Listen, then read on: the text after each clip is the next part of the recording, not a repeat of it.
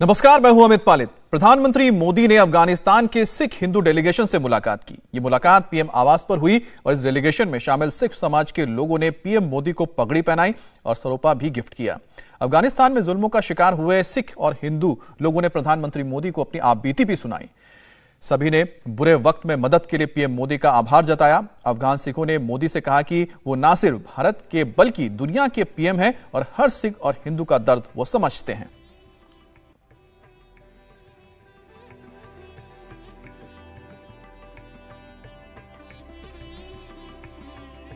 वाहिगुरू जी का खालसा, वाहिगुरू जी की फतेह। मैं तो कहता हूँ आप प्रधानमंत्री हिंदुस्तान के नहीं, सब दुनिया के प्रधानमंत्री। जहाँ जहाँ हिंदू सिख हिंदुस्तानी रहता है उनका दर्द आप ही समझ सकते हो और कोई नहीं समझ सकता। और जहाँ भी समस्या होती है मैं देखता हूँ आप सबसे पहले आगे आते हो। मेरे आंखों में आंसू आ गए जब आपने बोला कि आपने श्री हरदीप पुरी जी को, मनजिंदर सिंह सिरसा जी को आपने बोला कि हमारी तरफ से आप लोग जाके श्री गुरु ग्रंथ साहब जी महाराज की सवारी साहब बड़े अदब और सत्कार से साथ लाओ। हमारे लिए वो जिंदगी, हमारे लिए वो जान है जो आपने ये बड़ा बड़ा काम किया है। गुरु ग्रंथ साहब का स्वरूप हमारे लिए भी उतना ही श्रद्धेय है जी, और इसलिए हमारे मंत्री जी स्वयं बहुत जल्दी सुबह पहुंचे, अपने सम्मान पूर्वक सर पे उठा करके उसे ले आए और उसको सही स्थान पर प्रस्थापित करना, क्योंकि एक महान परंपरा है, महान विरासत है। बोले सोनेहा श्री अकाल। मैं आपको कहना चाहता हूँ प्रधानमंत्री जी, कोई नहीं सुन रहा था। मैं जनतक तौर पर कह रहा हूँ, कोई नहीं सुन रहा था।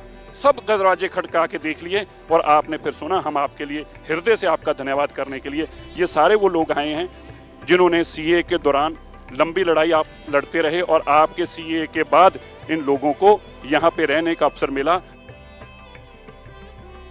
आपने मान सम्मान दिया, क्योंकि मुझे मालूम है अफगानिस्तान में ये सम्मान का कितना महत्व होता है और वहाँ का हिंदू भी इसे बड़े गर्व से पहनता है। अफगानिस्तान में ये अफगान की पहचान है। आज ये आपने मुझे पहनाया है, ये हमारे करजाई साहब देखेंगे वो सबसे ज्यादा खुश हो जाएंगे। जो आप सब यहाँ आए हैं, ये घर आपका है। आप हमारे यहाँ मेहमान नहीं है जी, आप, ये घर आपका है। ये हिंदुस्तान आपका ही घर है और हर हिंदुस्तानी आपके प्रति उतना ही प्यार और सम्मान रखता है। आपका धन्यवाद करने के लिए सर हम आए यहाँ, जो आप और आपकी सरकार ने कठिन से कठिन समय में आपने हमारे साथ दिया।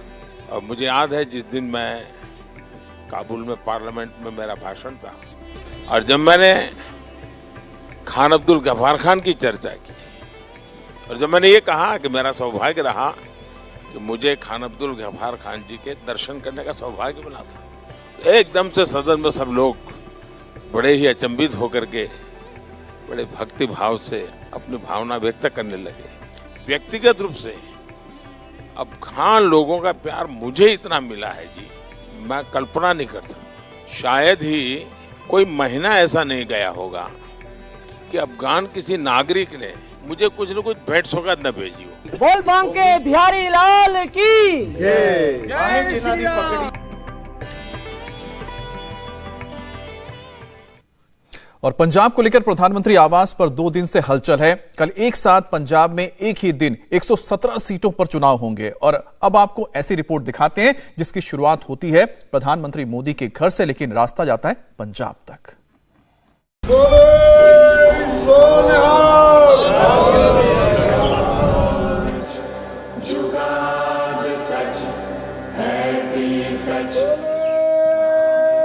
जो यूपी का फॉर्मूला है मोदी विरोधी, वही फॉर्मूला पंजाब में लेकर आ गए।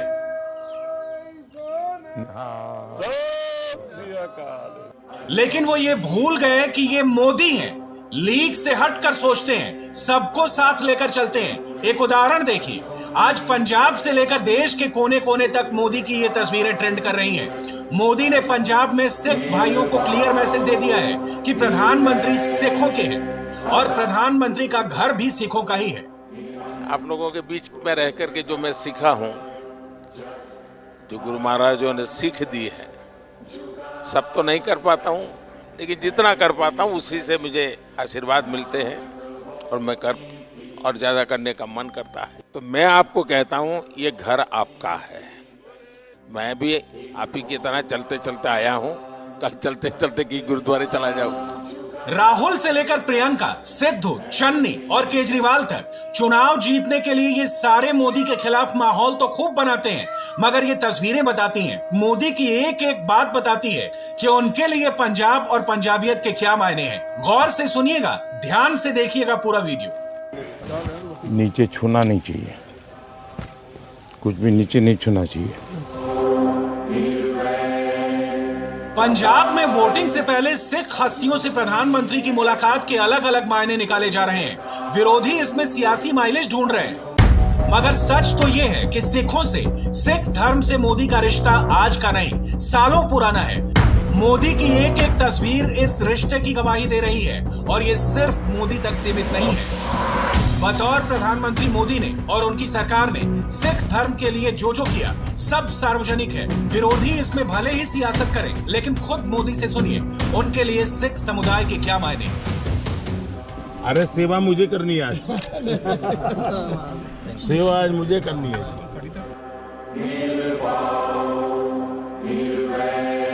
हमारे यहाँ गुजरात में तो कहा जाता है कि जब संतों की, महापुरुषों की चरण रज आपके घर में पड़ती है तो आपका जीवन धन्य हो जाता है। तो आज आपकी चरण रज मेरे घर में हुई है, ये मेरा सौभाग्य है। इमरजेंसी के दौर की ये तस्वीरें तो आपको याद होंगी। मोदी ने अपना वेश बदला था, सिख का रंग रूप अपनाया था। उन्होंने कांग्रेस का नाम तो नहीं लिया, लेकिन इमरजेंसी की कहानी सुनाकर, करतारपुर कॉरिडोर की हिस्ट्री बताकर, बिना कांग्रेस की सरकारों का नाम लिए, उनकी गलती बताकर सिख भाइयों को एक इशारा जरूर दिया। ये देश कोई 47 में पैदा नहीं हुआ है जी। हमारे गुरु महाराजों ने कितनी तपस्या की है इमरजेंसी में। बहुत बड़ा हमारा जुल्म हम सब पे हुआ और मैं तो तुम्हारा बराबर पता है, उस समय पंजाब में जो सत्याग्रह हुआ था इमरजेंसी के खिलाफ, तो बड़ा अद्भुत था जी।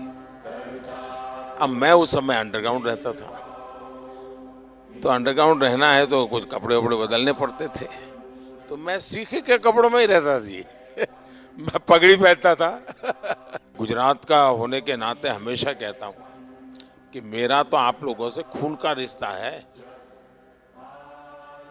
क्योंकि गुरु गोविंद सिंह जी के जो पहले पंच प्यारे थे उसमें एक मेरे गुजरात का द्वारिका का था जी। गुरु नानक देव जी के जीवन में साहब उन्होंने जीवन की साधना का सबसे ज़्यादा समय जहाँ बिताया, वो स्थान हमारे पास न हो।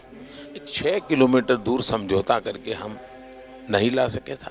मैंने भी डिप्लोमेटिक चैनल शुरू की, कम से कम, क्योंकि दूरबीन से साहब सब लोग, मैं भी दूरबीन से देखता था पहले जब पंजाब में रहता था मैं भी दूरबीन से दर्शन करता था जी। तो मेरा मन करता था कि भाई कुछ तो करे, कि ऐसा पवित्र काम था, गुरु महाराजों का आशीर्वाद था कि हो गया।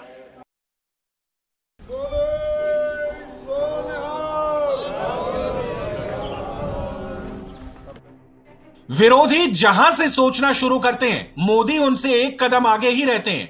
पंजाब में वोटिंग से पहले मोदी आखिरी ओवर में 2020 खेल रहे हैं, जबकि विरोधी कंफ्यूज हो गए हैं। केजरीवाल पंजाब में बीजेपी के हिंदू वोट में डेंट लगाने की फिराक में है,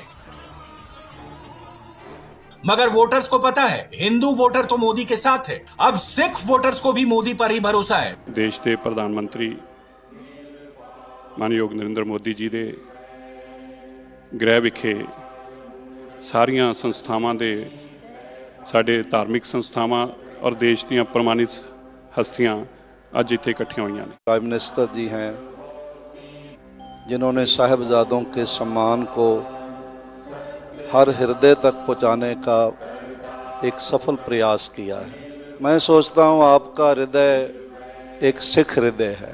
मैं अमृतसर में आपको मिले थे जी, और उसके बाद आज मिले। कितना साल हो गया जी। मोदी जी बड़ी कृपा है आपकी, जो आप कर रहे हो परमात्मा, हम तो दुआ करने आए हैं कि आपको और ताकत मिले और सिखों को जो हम सारी उम्र ये था कि हमारा भी कुछ देखेगा, आप कर रहे हो, इससे ज़्यादा करो, परमात्मा आपका भला करे। अब मुझे बताइए साहब, कोरोना में ये आप ही लोग हैं जिनको ऑक्सीजन का लंगर लगाने का मन कर गया। ये छोटी बात नहीं जी। अब मुझे बताइए, अफगानिस्तान था, इतना अभी भी हमारा कोई वहाँ हवाई जहाज जाना आना शुरू नहीं हुआ है, लेकिन गुरु ग्रंथ साहब सम्मान से वापस आना चाहिए। तो हमने उस व्यवस्था की, दुनिया के देशों से बात की, यहाँ तक लाने के लिए स्पेशल प्लेन का प्रबंध किया। और मैंने मेरे मंत्रियों को माना कि भाई देखिए, मैं मानता हूँ ये मेरे लिए सेवा का बहुत बड़ा अवसर है, आप जाइए। सिरसा जी भी गए, हमारे हरदीप पुरी जी गए, सर पर गुरु ग्रंथ साहब को लेकर के साहब सम्मान के साथ, क्योंकि मैं मानता हूँ जी ये हमारे जीवन की बहुत बड़ा अनमोल रत्न है। सही, अनमोल रत्न है जी। श्री गुरु गोबिंद सिंह महाराज जी का आभार व्यक्त करदा, जिन्हों ने भारत को माननीय मोदी जी जैसे प्राइम मिनिस्टर दिते हैं। तो क्या बीजेपी के लिए पंजाब ऑल क्लियर है? जवाब कुछ फैक्ट्स में है। पंजाब में भाजपा का मुख्य फोकस राम मंदिर, करतारपुर साहिब और राष्ट्रवाद पर है। पंजाब में जिन भी 3 लोकेशन जालंधर, पठानकोट और अबोहर में प्रधानमंत्री ने रैलियां की, वो सारे के सारे हिंदू बहुल क्षेत्र हैं और इन क्षेत्रों में शुरू से ही पार्टी सक्रिय रही है। 2 दर्जन से ज्यादा हिंदू बहुल क्षेत्रों में बीजेपी ने पूरा जोर लगा दिया है। भाजपा ने 73 सीटों पर अपने उम्मीदवार उतारे हैं। इनमें से 35 सीटों को जीतने का इरादा है और 23 ऐसी सीटें हैं जो पूरी तरह हिंदू बहुल हैं। इस दौरान भाजपा करतारपुर कॉरिडोर के बहाने सिखों को साधने की कोशिश भी कर रही है। कि कितने आपको लग रहा है कि या आपकी जो पार्टी, जहाँ तक तो पटियाला का है वो तो मैं आज जानता हूँ, बिकॉज मैं घूमा हूँ एंड रिस्पांस बड़ा प्यार दिया है पटियाला ने। बाकी अभी खबर, अब मैं रिंग करूंगा, सबको पता करूंगा पंजाब में क्या हो रहा है। चरणजीत सिंह चन्नी ने एक बयान दिया कि जो बिहारी हैं, उत्तर प्रदेश वाले हैं, उनको पंजाब में नहीं घुसने दें। तो किस तरह से देखते हैं, भले वो अपने बयान को अब यू टर्न ले रहे हो? ये जो बातें हैं देश तोड़ने की बातें हैं। यहाँ चाहे आप हो सिख, मुस्लिम, हिंदू, क्रिश्चियन, बोधी, जैनी, व्हाटएवर, ये हिंदुस्तान के हम वसनीक हैं। Everyone has a right to be here. और यहाँ ये जो बातें ऐसी करते हैं, या जैसे अंबिका सोनी ने बात की कि कोई हिंदू नहीं बन सकता पंजाब का chief minister, why? We are a country now, 70 साल हो गए इंडिपेंडेंस के बाद। ये बातें छोड़ो, कॉम्पिटेंस देखो। जो कॉम्पिटेंट लोग हैं उनको अब आगे आना चाहिए। I can tell you this much कि जिस तरीके से अभी पंजाब पिछले हफ्ते से चल रहा है, हम आई कैन नॉट से कितनी सीटें आएंगी, लेकिन हमारा गठजोड़ जो है वो विनिंग पोजीशन में आ गया। यानी मोदी इस बार पंजाब में इतने रन बनाने की ताक में है जो बीजेपी के इतिहास में किसी ने नहीं बनाए। मोदी के टाइम में ही ये मुमकिन हुआ कि हरियाणा में सिंगल डिजिट वाली पार्टी ने सरकार बनाई। हरियाणा और पंजाब दोनों पड़ोसी हैं, दोनों जगह किसान फैक्टर है, कहानी एक सी है, सिचुएशन एक सी है। तो क्या पंजाब में खेला हो रहा है? लड़ाई ऐसी तो नहीं कि कांग्रेस बनाम बीजेपी हो जाएगी। 2014 और 2019 में हरियाणा में किया, तो क्या 2022 में पंजाब में होगा? कांग्रेस कुर्सी बचाने की जंग लड़ रही है, लेकिन बीजेपी अगली सरकार बनाने या कम से कम मोदी लहर पर पांव जमाने की दमदार कोशिश करती दिख रही है। और इसमें भी मोदी ही सबसे बड़ा फैक्टर है। इंडिया टीवी हर वक्त हर जगह डाउनलोड करने के लिए सर्च करें India TV news Google play store या ऐप स्टोर पर।